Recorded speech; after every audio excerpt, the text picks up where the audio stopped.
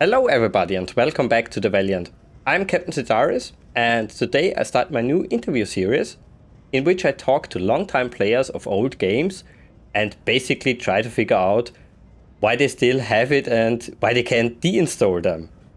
So we have currently the 13th anniversary of Star Trek Online, and for that reason I invited again Winters from the Priority One Armada. Hello there, how are you doing? I'm doing pretty good, Sidaris. Thank you so much for having me back on. Well, after our nice review back in 2021, I thought you're the perfect candidate. I wasn't sure you were going to have me back on because that was a marathon interview. I remember, God, it was a long one, but it was great. I really enjoyed it. Well, that's our memo basically. We like to have it long. Awesome. But for those listeners who didn't get to view this review, basically, who are you? So my name is Winters, and I am the Fleet Admiral for the Priority One Armada. I am from Ireland, and I am retired military. I spent 11 years in the military. I've been playing STO for about 10 years, and I've been playing it pretty consistently throughout that time, like with no breaks, like full 10 years solid. And what basically got you into the game? What was the first advertisement, for example? So, what actually got me into the game, I heard about the game being released, and um, when I found out that it was pay to play, I lost interest. I was like, okay, I'm done with that. I'm not going to play in that game. And I think it was in 2013, the game went free to play, and a colleague of mine said, "Did you hear about Star Trek Online?" And I was like, "No, what about it?" He goes, "It's gone free to play." And like literally, when I got home that evening, I was downloading the game and creating an account. I was like, "That's it, I'm hooked." And yeah, I've been playing it ever since. So that's how actually I got started in Star Trek Online. And basically, since we now have 13 years of Star Trek Online, why are you still in it? Why is it still on your hard disk? What keeps you playing? It's not an easy answer. Like, there's probably a few different reasons. One, I just love the game. It's absolutely fantastic. I enjoy it immensely. Two would be, the community, the Priority One Armada community. As leader of that, we are kept very busy coming up with events, executing events, and basically building a fun, active community that members can be a part of. So that keeps me interested in it as well, because you're always trying to think of something new, and there's always something that you have to work on. And I mean, it's a Star Trek game, and I'm a big Trekkie, and there's no other Star Trek game like it, I don't think, out there. Definitely not an MMO. And yeah, just it's a Star Trek game, and you can play your own adventure in the Star Trek universe, which is fantastic, and I just love it. But it also sounds a little bit that it's nearly a second job for you. Yeah, so it's a bit of a joke within the community. We get people joining all the time, and you ask them, like, what do you work at, or what's your profession or whatever, and inevitably the question comes back to me. Then and they're like, "Oh, so what do you do?" And I always say I run a Star Trek Online gaming community. The only thing is I don't get paid for it, you know. So yeah, it is like a second job, because there's always something that has to be done. And stupid question, maybe. How much time do you invest per day into Star Trek Online, playing and organizing? So I could be logged into the game for, let's say, a minimum of 8 hours a day, probably a lot longer, but I might not necessarily be doing anything in game. I might be working on something on our website or planning an upcoming event. So Yeah, I do spend a lot of time logged in, but not actually doing anything, like with my characters or anything like that. There's a lot of work in keeping the community active, from accepting new applications on the website for new members, getting them fleet invites sent, sending them welcome mails, answering any questions that they might have, possibly explaining the fleet system or the promotion system or things like that. There's a lot of admin in a typical day for me, to be honest. And are there basically days where you also can really enjoy the game and play it, or is it since you have such a big fleet now, is it more work than game? I do get to play. Don't get me wrong. I definitely do get to play. But it's always a joke. Like if we're hanging out on Discord and, I say to whoever's there, like, hey, does somebody want to, play TFOs, for example?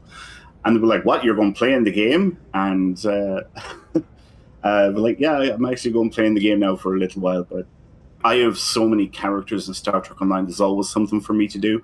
So if I find myself at a loose end, I'll pick a character and maybe I might start working on a particular build for a ship that I haven't flown yet or something like that, Talking about the characters, can you maybe remember what was your first character? Oh, well, that's easy. My first character was my Winters character, which is a human male tactical character. And it's still your main? Still my main, yep. Interesting. Most people switch between the characters so many times and they don't even have a main character anymore. It's nice to meet somebody else who still have the same character since day one. Oh yeah, I still have my main number one character. I've done a lot of stuff on that character. Like I have my own YouTube channel, do a lot of content to try and help players, both new and even veterans of the game, with the various systems in Star Trek Online. And after so many years, basically, you're still motivated only to play Star Trek Online? Or are there other games which have maybe the same attraction and you can see in the future maybe that you will play less and less? I do play a lot of other games as well. I'm big into the Batman Arkham series, the Assassin's Creed franchise, games like that. And I'm actually quite lucky because I see this an awful lot where, sometimes you get new members, they're new to the game, they play for a couple of months and then they disappear. Then you have other people who play for like a year or 2 years and they burn out and they disappear. And some of them come back after a short hiatus away from the game, and some of them come back after a long hiatus away from the game. And I can always feel when I'm about to burn out in Star Trek Online. So what I do then is, rather than stop playing altogether, I just dial down my playtime in the game. So basically, what that means for me is I'll log in, I'll take care of whatever dailies I have to take care of, and make sure the fleets are fine, promotions are done, fleet invites are sent, welcome mails are sent, the basics, basically. And then I'll log out and, I might play Batman Arkham Knight, or I might play Assassin's Creed Origins, or, I have all these other games and franchises that I'm a fan of. And I do that for like, say, 3 or 4 weeks. And I'm good to go then for like another 9 months or a year, But would you say maybe that the fleet keeps you in-game? That the fleet is basically the cornerstone of Star Trek Online for you? It is definitely a very big part of it, for sure. It's not easy running, such a large community. It takes up a lot of time. And like I said before, you have to, plan out events and, figure out rules and dates and times and what have you, and execute them. And it is a big part of why I play. The community, we're actually really, really lucky. we have a really, really great community. Very mature, very respectful, and very friendly and helpful as well. And, we do have some amazing laughs on Discord, when we're hanging out and we're playing TFOs or story missions or doing whatever, playing a battle zone or something like that. And we could be talking about anything. And at any moment, maybe not somebody telling a joke, but, there just might be a bit of messing going on. And like I said, we do have some incredible laughs. And it's refreshing, real life has enough problems and stress in it. And I love that the Priority One Armada community just, we don't do drama. It's all about having a good time.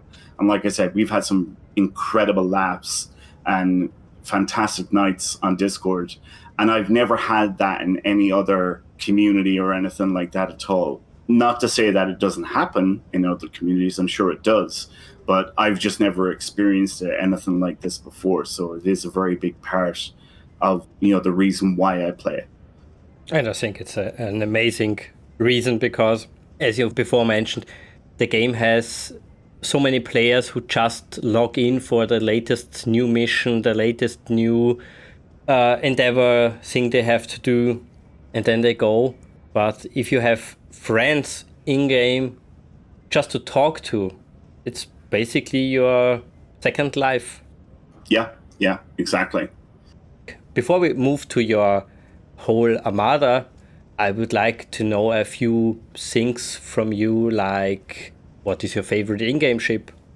Oh, that's easy. So on my main, I do call it my baby, is the USS Wolverine, which is a T6 Defiant, basically, with the Sao Paulo skin. The USS Wolverine, that's my favorite ship in-game, and it's on my main character, and I don't think I'll ever change it. Interesting name for the Defiant class. Yep. And things like favorite planet, locations, what do you prefer in-game? I think my favorite location would have to be Deep Space Nine. Since they revamped that map back in, I think it was 2018, they just made it so screen accurate. It's just fantastic, and I love going to Deep Space Nine. Like when you beam onto that map, or you move around to the different areas, like you really do get the sense that you're almost there, because it's so familiar and so accurate to the show. So that would be my favorite location in game, I would say. Yeah, the level of detail is so amazing on DS9. Yeah, definitely. And I also like the place for all the gatherings. For example, when we had really sad moments like the death of an actor or the beginning of the pandemic, people met there and spontaneously basically started doing something there. It's such a nice feeling. Yeah, I remember when Aaron Eisenberg passed, players met up in Deep Space Nine and held torches up in memory of him. All came together and congregated, and were there in solidarity. I remember when Aaron passed, and that really hit me very hard. It hit me a lot harder than I thought it was. Not that I was expecting it, but it caught me off guard. I just didn't think that Aaron's passing was going to affect me so much, but it really did. And yeah, I remember that everyone congregating on Deep Space Nine when he passed, and a few other actors as well when they passed, they're doing the same thing as well. Also, I would say the station is an unbelievable change from the original Star Trek Online we had in 2010. Oh wow, yeah, definitely. Where we had stations like the Captain's Table. Mm-hmm. I think it was called Captain's Table, the place for lifetimers only. Yep. Which was basically, I have to say, it was an ugly place, and it was empty. It was empty. Yeah, exactly. The game has come a long way in 13 years. Even though I wasn't around at the very beginning, I've seen what it was like and I've heard what it was like. And from the way it was to what it is now, like it's night and day. There's such a difference because they basically went back over almost everything and, revamped the original stuff that was there and brought it up to par, like the Deep Space Nine map. I remember the old Deep Space Nine map, and it was terrible. It just wasn't a good representation of Deep Space Nine at all. But the new map is absolutely fantastic. And like you said, the attention to detail that they put in for that is just absolutely phenomenal.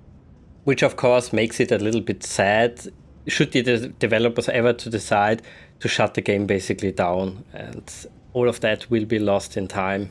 All those memories celebrating and mourning these great actors. It will be so sad. It will. It really, really will. But I think Star Trek Online is going to be around for a long time. They are still getting actors to reprise their roles that they played on the TV shows to come into the game. And I wouldn't be able to put a figure on it, but that would be, it wouldn't be cheap to, get Gates McFadden to reprise her role or to get LeVar Burton to reprise his role. Like, we're probably talking tens of thousands of dollars.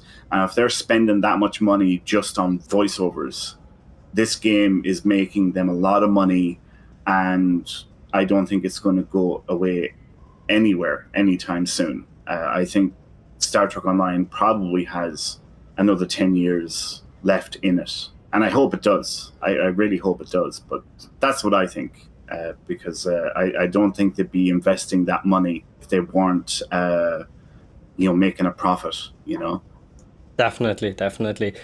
Also, if you consider how many times we heard in the last 13 years, this game will die. It's empty. Nobody is in it. It's boring. Oh, yeah. We heard it so many years, so many times, and it's still here, live and kicking. And they still invest, so it's not in maintenance mode. Yeah. Content releases have slowed down, but they're still investing heavily. The thing is, the quality of the content that they're putting out is a lot higher now. I know from doing interviews with the developers, like, you talk to them back when they were building the game, and they were knocking out a story mission in like 5 days, maybe 7 days. And now they're doing 12 weeks or more on a single story mission. So the quality of the content that they have, or that they are putting out, is way higher than what was originally in the game. And as such, then the release schedule has slowed down. And yeah, there's people out there who would prefer lower quality content and a more regular release schedule. But personally, that's what I would like. But I like the high quality content as well. But I can see it from their point of view. They don't want to put out, sub-quality content, so that if they're still making a profit, then they're going to do what's best for them, because at the end of the day, it's a business for the developers, Yeah, especially if you have the comparison then, the high-quality content and the, let's say, mainstream content, which they could put out every day. It wouldn't be nice. Yeah. Listening to you, I also immediately thought about one of the interviews from Stoked back then, where they basically said, yeah, we want to make a special new episode every week. Oh, yeah. And the guys from Stoked basically thought, I guess team burnout is a real problem then. Yeah. After so many years, we also have seen some content going away again. Was there anything in particular you think which should come back, or which you're really missing, basically? I suppose the one thing that comes to mind now, I'm kind of on the fence because I didn't really use it an awful lot. but I know it was a big part of the game for a lot of players, and that was the Foundry. Do I think it will ever return? No. But that was a big part of the game, and it was definitely a sad day when they retired that, because for a lot of players out there, that was the mechanism that they used in between content releases. So I can see why so many players were disappointed when they shut that down. But on the other side, I can understand why they shut that down, because it was development time that they had to put into it that was taking them away from creating new content and new systems and so on and so forth. It's just always sad that money is always getting into the way of greatness, basically. Yeah, very true. Very true. And talking a little bit about money, if you want to share it, you don't have to. Can you maybe tell me what you spent in game? I've said this loads of times on our Discord server. I don't want to know how much money I've spent on Star Trek Online, because I know it's an obscene number. Back when I was still working and when I started playing Star Trek Online, I was spending like $100 a week on the game. I was really hooked in on the lockbox thing. And eventually, one day, I realized I'm not winning when I opened these lockboxes.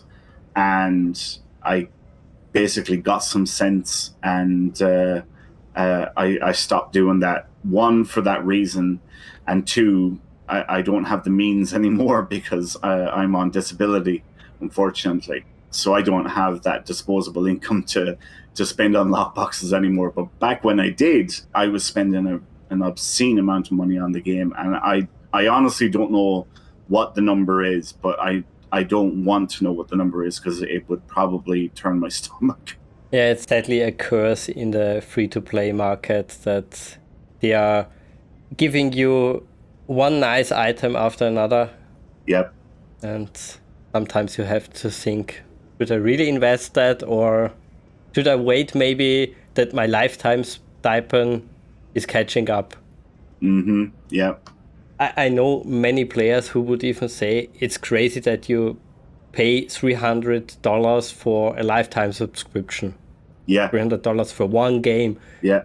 And yeah, if you also add then things like the legendary bundles or the expansion bundles for the Delta Rising or New Romulus, well, it's unbelievable how much money that can be.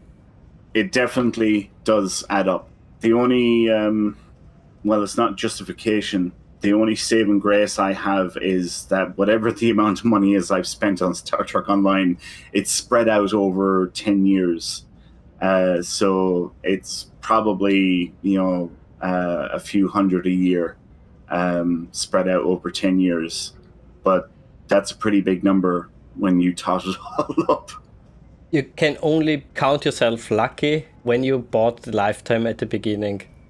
Oh, yeah. For some reason, I didn't. For some reason, I thought, well, I will buy the offer for 1 year, which was a little bit cheaper. And then in the second year, I started getting the lifetime. So I wasted 1 year, but it's still a waste a little bit. Did I tell you in the last time I was on what happened to me in Lifetime? Did I tell you that story? No, I can't remember at least. So I was playing Star Trek Online for about 3, maybe 4 months, and I was really, really liking it. And I think I came in right around the anniversary.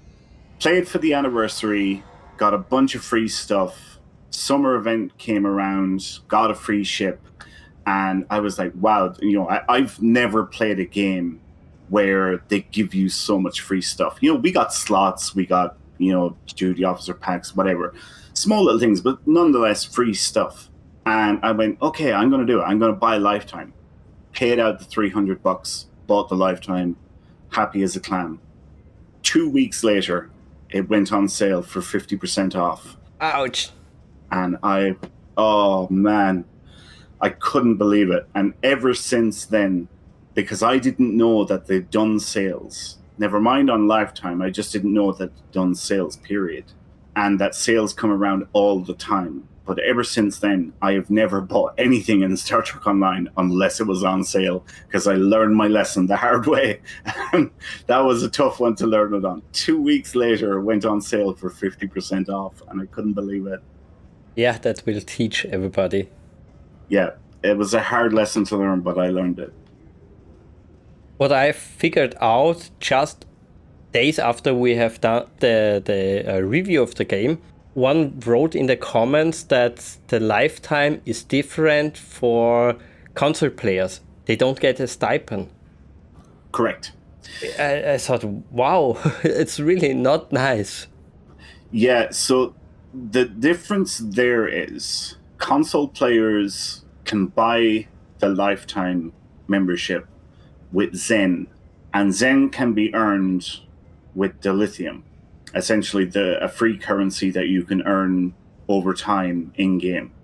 So the lifetime can be purchased without a console player spending a dime, whereas PC players actually have to fork out the money and buy it on the website, and therefore they get the stipend and console players don't. And that's the reason for that, because console players can essentially get it for free if they want to put in that amount of time into, farming the resources.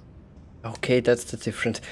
Yeah, I was sure that the lifetime is on the store in-game, but you're right, it's totally only on the website for the PC players. Yeah, sure. Yeah, that's a nice workaround, basically. Mm-hmm. Since you are basically a pro gamer, a long-time player in the game, have met so many different player types also, what would you say is the best gear, or at least what is the best gear for you? This is the thing about Star Trek Online is, and I see this all the time with new players coming in, and they ask, what's the best ship? What's the best weapon? And really, for the most part, there is no answer to that, because any ship can be awesome if it's built properly, and any weapon can be incredible if it's used correctly in a build. So Star Trek Online is all about giving you choices. I mean, there's choices for everything. There's so many different flavors and types and colors and, all these different things. And I would say, go with, what you want to do. Like, if you like the Enterprise D, the Galaxy, then go for that ship, and it'll be absolutely 100%.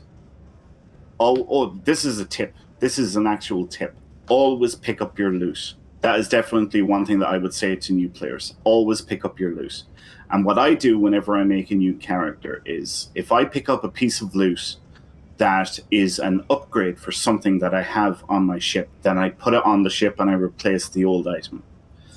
And I start playing advanced content when I get to level 50 and start doing TFOs. And I'm just using Mark 12 uncommon or rare gear. I'm not using Mark 15 epic gear. I'm only using Mark 12 whatever quality. And it's more than enough. In fact, actually, we were doing TFOs last Thursday, just gone. And I was in a ship that was still using Mark 12 gear. And I was doing 50k damage in a build that was just using loot items for the gear. 50k in loot item gear. Okay, I wouldn't have think this is possible, but nice. Yep. I mean, if you have, the skill tree done out right, the right bridge officer abilities, and Mark 12 gear, you'll be fine. You will be fine. But a tip for new players, always pick up your loot. Try and get into a good community, one that's willing to help you, who's willing to answer questions. If they're not willing to help, offer advice, or they're judgmental and not helpful at all, get out and find a good community. Because That's just not a good group to be a part of. We get it all the time, new players and returning players coming back to the game, and we're always helping out people, whether it's giving them tips and tricks on how to farm resources or help with a build and, planning out their skill tree or whatever. So, yeah, that would be the other thing that I'd say, get into a community, one that's willing to help you out, one that's not going to be judgmental and calling you a noob.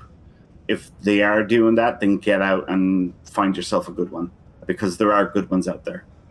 That's an amazing tip. I think also the question about the best gear is in this game a little bit strange, because there are so many different ways to approach that problem. You can, for example, max out your Endeavor over time, get so much bonus DPS that way, or get stuff from the exchange. There are so many ways to do it. And if you don't have the goal that you're in the top 10 of the DPS league, who cares, basically? Yeah, exactly.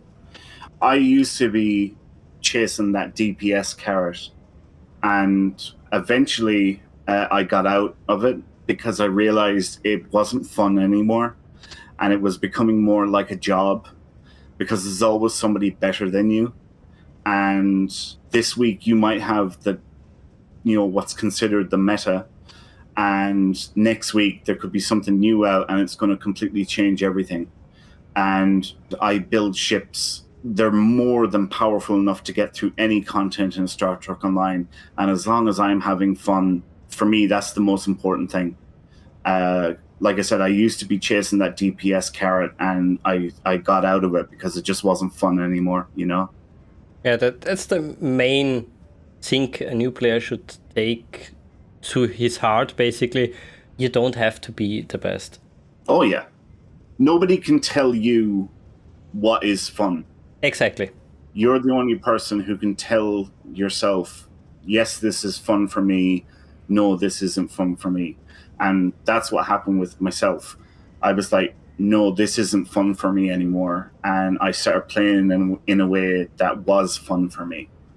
Sometimes it's just a little bit strange. Then in a group mission, you see a player basically killing the toughest opponent in seconds, and you need minutes, for example. It's sometimes strange.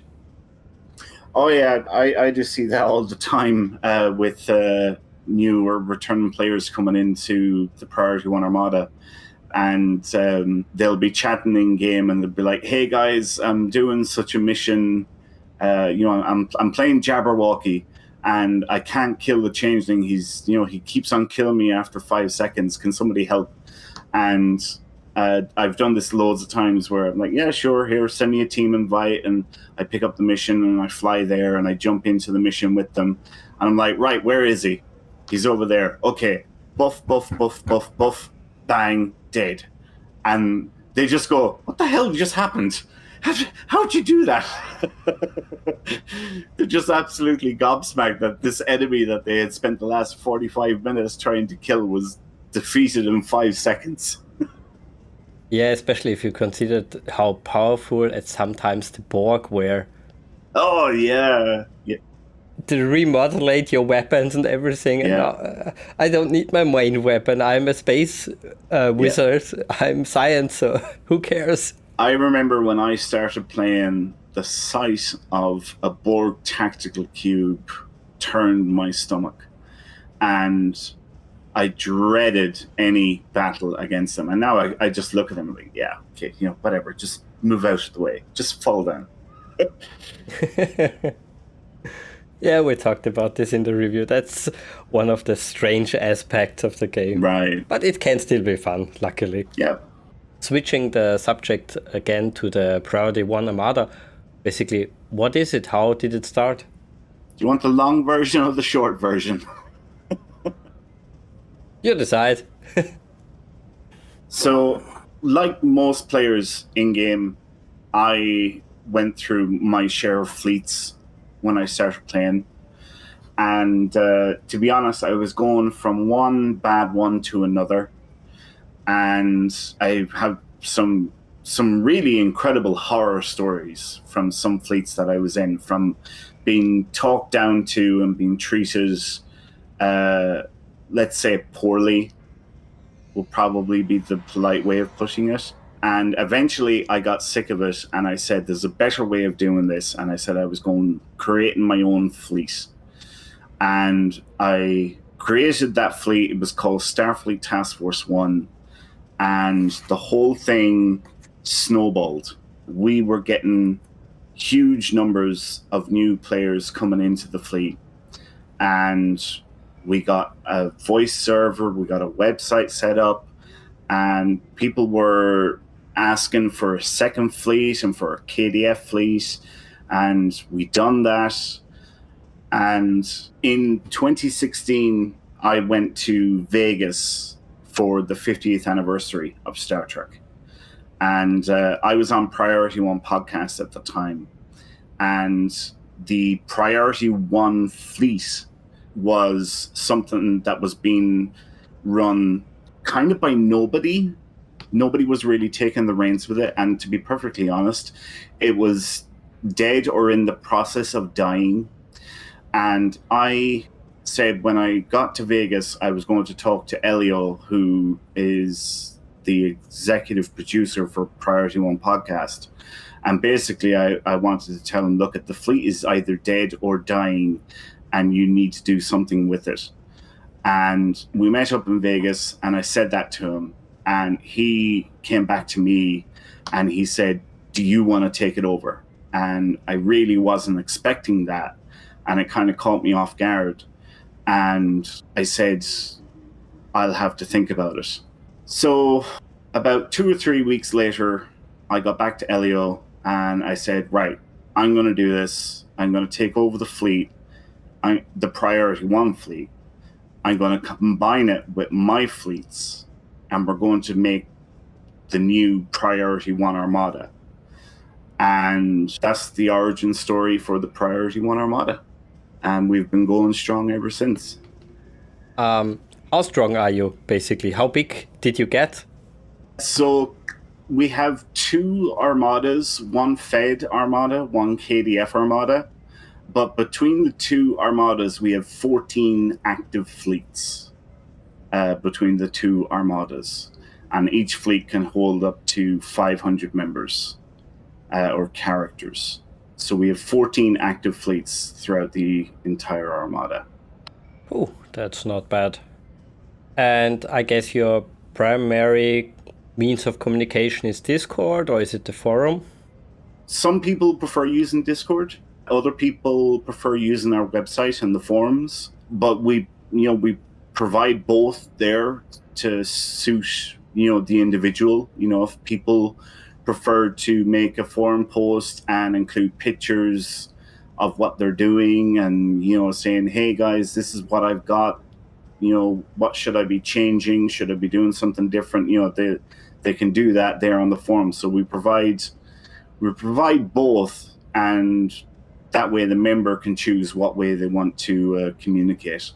But all of our news and updates are put out through the website. Whenever we have events going on, or if we're going activating a new fleet, or there's a new award going out or something like that, it's all done on our website. You mentioned also that you do certain kinds of events. Can you give us maybe an overview? What events do you do? Yeah, so we have what we call weekly events, and we have seasonal events, much like Star Trek Online does, actually.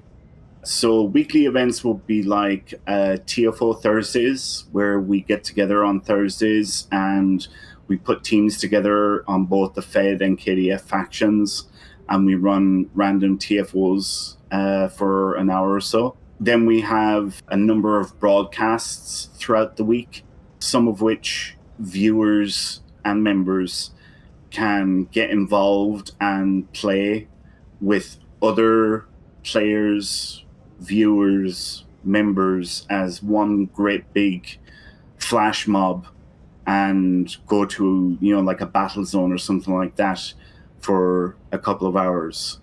Then we have our seasonal events. There are 4 of them. We try and do one every quarter, but it doesn't work perfectly every quarter. But basically, our first seasonal event of the year is what we call Mirror Month, where the Priority One Armada gets pulled into the Mirror Universe, and we have to masquerade as the Priority One Empire. And rather than being a captain, you then become a lord and the emperor and so on and so forth. And we give out mirror ships throughout the entire month to random winners within the community. And we do that every day of the whole month of March. Then we have in June our anniversary. We celebrate the whole month of June. Our anniversary is actually on the 17th of June, but we celebrate for the whole month of June. We usually do multiple daily giveaways for the whole month, and then every weekend we have a major event. Like one of them is called Where's Winters. In that event, basically, I hide somewhere in game and I give out clues to my location every 5 minutes, and members have to try and figure out where I'm hiding based off the clues, and whoever finds me gets a prize, basically. We have a space race, we have a ground race, we usually do a costume competition or a screenshot competition, something like that. And we do these major events every weekend during the month of June. Then in October, we have our annual Halloween costume competition. We come up with a theme for the current year and judge members based off that theme. And then we finish up the year with what we call the Great Holiday Giveaway, which happens in December. And basically we do daily giveaways throughout the entire month for members in the community. And we vary each year what it is we give out for the whole month. So, you know, you might get rainbow triples or TR-116B sniper rifles, or Aegis sets, or duty officer packs, you know, anything really. That's quite a lot. It's a lot of stuff, yeah, and they need a lot of planning, but it's a lot of fun. But that's basically what a calendar year looks like for the Priority One Armada. But I guess this is more or less the secret why you still have so many players. That's really a big motivation, I would say, to stick to the community. Yeah, last year we activated a new fleet, Priority One Zeta, and this was a brand new fleet, Tier 0, Level 0, and we decided that, or I should say, we realized that we had a lot of members who never had the experience of a Tier 0, Level 0 fleet, and they never had the experience of building something from the ground up. And that fleet finished its final Tier 5 upgrade. In just 18 months, we got that fleet from Tier 0, Level 0 to Tier 5, Level 85 in 18 months. It'd be tough to get it done any quicker than that. But with projects like that and our seasonal events and our weekly events, you know, it provides something, you know, for members to get excited about, you know, want to take part in, look forward to, and really build that sense of community, you know, that they're part of something bigger. And basically we try to create an environment or an escape away from reality, because like one thing we don't do is drama. And this is a personal thing of mine, because for me, you know, real life has enough drama in it without it being in my gaming environment. And that's one thing that we really, really try to do, is to, you know, just have no drama whatsoever and have basically a stress-free gaming environment where it's something that people enjoy and look forward to and want to be a part of, you know. It's quite nice what you're doing there. It's the scale and everything. It's really fascinating. Yeah. But would you say you wish Cryptic would do more for fleets? For example, update the UI, the fleet holdings, give you more stuff basically? Oh, yes. There's a load of things that I wish the devs would do with fleets. Like, one of the things that I really want is the ability to select how many ranks you have in your fleet. The system currently has 7 ranks, and you can't do anything to change that. There's 7 ranks. The only thing you can do is name the ranks. And it's very limiting having 7 ranks, because one of them is the entry rank. So as soon as somebody joins the fleet, they have that rank straight away. So that's 1 gone. You're left with 6 more. One of them is the leader, me. So that's another 1 gone. Then you have to decide, along with the leader, are you going to have 1 or 2 other administrative ranks? For us, we have 3 administrative ranks: leader, admiral, and vice admiral. So that leaves 3 ranks for members to be promoted up in. And one thing that is good for a community is for members to have goals that they can strive to and earn. And if we could select, let's say, between 7 and 20 ranks, we could have the entry rank be cadet or ensign, and then actually follow the proper promotion chain as it's meant to be, going from cadet to ensign to lieutenant junior grade to lieutenant commander, commander captain, and rear admiral lower, rear admiral upper, vice admiral, admiral, fleet admiral. You could actually fill it out, and it will create a system where it's much easier for members to gain access to fleet gear, because you could lower the contribution requirements significantly if you were able to have more ranks. And that's one thing that I really, really wish they would do for fleets. And it's something that I actually plan on bringing back up with the devs at some point in the future whenever we get them on the show again. Being at the subject of the future, before we started the recording, you mentioned you have sadly a change of websites and you have a lot of stuff in your mind already.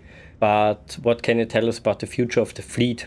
Well, this year we are celebrating our 10th year anniversary. That will be in June. We have a brand new logo for the community. As part of the celebration, we have purchased a ton of merchandise. We have stickers, we have patches with Velcro backing, we have notepads, we have mouse pads, mugs, beanies, and we have been giving this stuff out to members for free as part of our 10-year anniversary celebration. And this is just one part of it.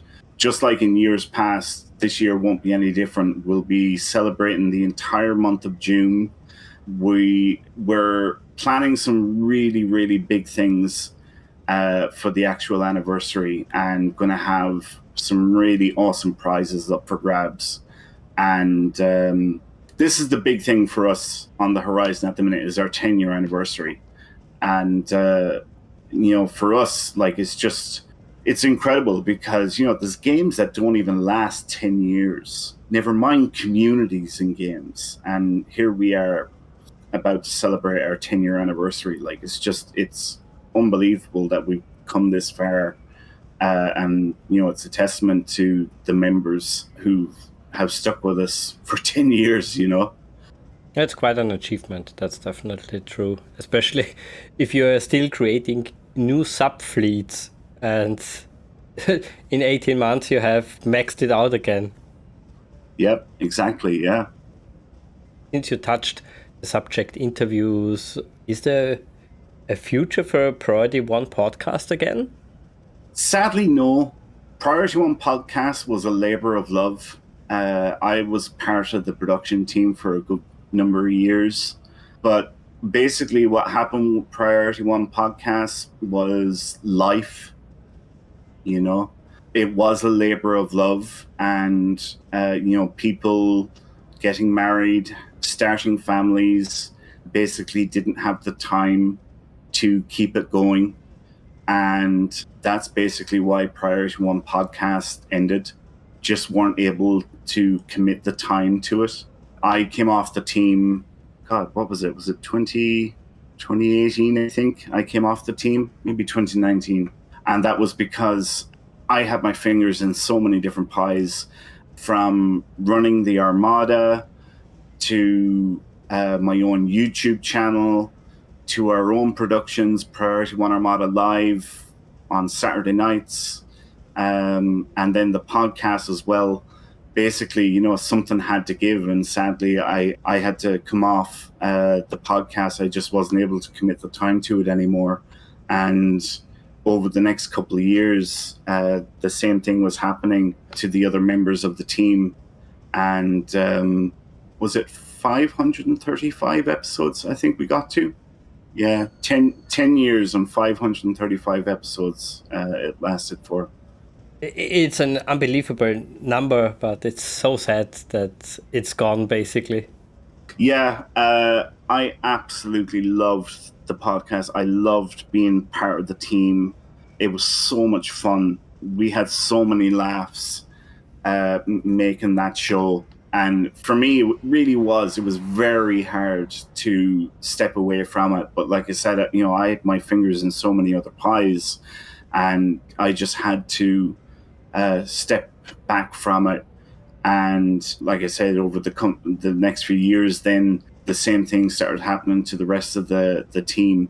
And sadly, it just got to the point where it was like, can't invest the time in this anymore. And Priority One podcast ended after 10 years and 535 episodes. Are there at least plans to preserve that a little bit? Keep it up, the website and all the shows? Yep, all the shows are still available on the website. The website is going to remain there. There's no plans for taking it down or anything like that. So they're all archived and backed up for posterity, and still available for anyone who wants to track them out. That's good. It's always so sad when a show ends and you can't even hear or watch it any longer. Yeah. Also, a fan request, you could call it. Maybe just update it from time to time to give us a little insight what you guys are up to now, basically. Oh, that's an interesting idea. I like that. As an example from my side, I always try to look up all the different Star Trek Online podcasts from the past. What are the guys doing? For example, what is Jeremy von Stoked doing? Podcast you should see, stuff like that. I just look, is there anything new, anything I can read up? Are they still alive, for example? I would like to know. Yeah. It's not in a sense of I'm the bad stalker. I'm just basically I'm invested in that subject, and I after hearing you guys for so many hours, you're kind of, I will not say you're part of my family, but you're so familiar to me. You are kind of a friend. Oh yeah, I know exactly what you mean, because I was a fan of the podcast before I got on the podcast. And honestly, for me, at the time, I was really going through a really hard time. And the one ray of light and the one good thing that I could look forward to every week was listening to Priority One podcast. And it meant so much to me, because I knew there was going to be a few laughs, and I knew that I could tune in for an hour and I could forget all my troubles.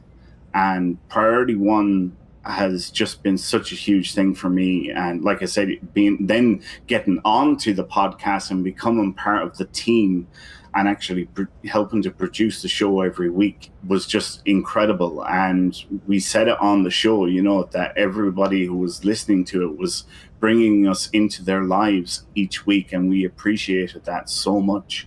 In a strange way, it's rooted into my my personal history, even, I would say. I have so many memories listening to the different podcasts on the way to work, to university. It's such a big influence in my life, even, I would say. Oh yeah. It's also maybe part of the reason why I got also the confidence to talk live on a show. It's an inspiration. Yeah, I can definitely see that. Okay, I would say we slowly close it off. But before that, I want to know from you, how can people reach you? How can they find the Armada, for example? Yeah, so if you're interested in joining the Priority One Armada community, you can go to PriorityOneArmada.com. We have a website there, and you can submit an application to join. You can read the About Us page. It'll tell you all about the community, the fleets that are in the community, the levels of all the facilities and everything. For me personally, I can be got on Twitter at P1Winters83. And my YouTube channel is Winters Gaming, no spaces. And yeah, you can get me on YouTube if you want to look up any of my content for Star Trek Online. Oh, I just remembered. Last time I asked you about Winter's top tip. Are they returning? So, Winter's top tips, actually, the 2.0 version did come out. I just didn't name it Winter's top tips. The Endeavor Guide to Personal Endeavors was the 2.0 version of Winter's top tips. And I remember you asking me about that the last time. And I was working on it, and I was like, really, this is going to be focusing on endeavors. I can't call it Winter's Top Tips 2.0. It needs to be called, a Guide to Personal Endeavors. So the 2.0 actually has already come out, but it is totally for doing personal endeavors in Star Trek Online. But I do have ideas for new series that I might get to this year, if not next year, hopefully, on the channel for Star Trek Online. That's good to hear. Looking forward to more nice content from you. Awesome. Thank you so much. Okay, I would say this is the part of the video where I open the mic to you. Is there anything we missed? Anything you would like to add?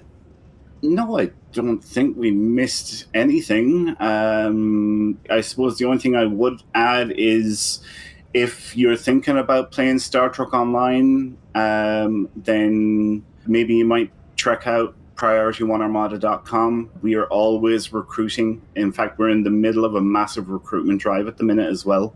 And we are constantly getting new members, either new to the game or returning to the game.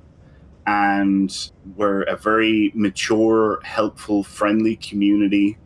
And as you've heard here from when I was describing the different things that we do, we have loads of events. We do loads of giveaways. Last year's anniversary, I think we gave away 6.5 billion EC worth of prizes.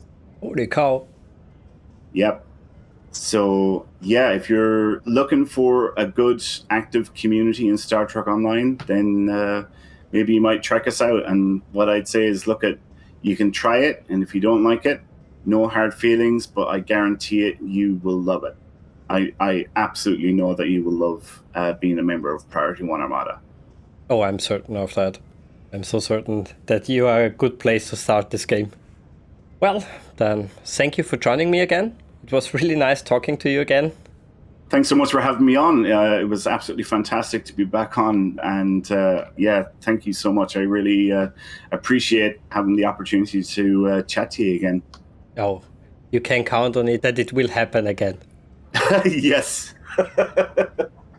Okay, that's it for this video. Leave us a comment, tell us what you think about the game, and of course, play the game. Until next time, bye bye.